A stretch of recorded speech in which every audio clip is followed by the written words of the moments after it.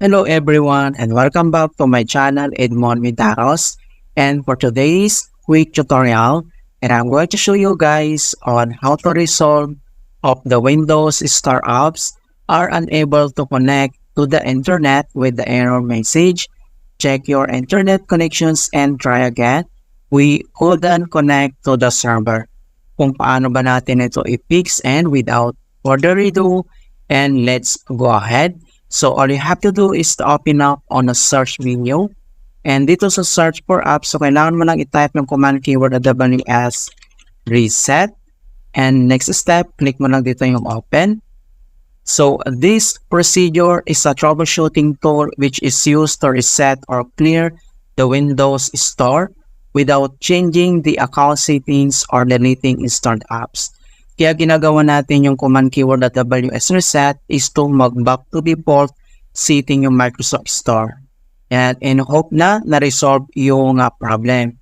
But if the error still persists, so ang next solution na pwede natin gawin, so dito lang ulit sa search menu and dito sa search for apps, so type mo lang dito yung CMD or ito yung tinatawag na command prompt. So kailangan mo lang mag-right click and select mo lang dito yung run as administrator. If you receive user account control and then i-click mo lang dito yung yes. And dito sa administrator command prompt ay kailangan lang natin i-enter yung command keyword na ipconfig //DNS. So kailangan mo lang i-type yung command keyword na ipconfig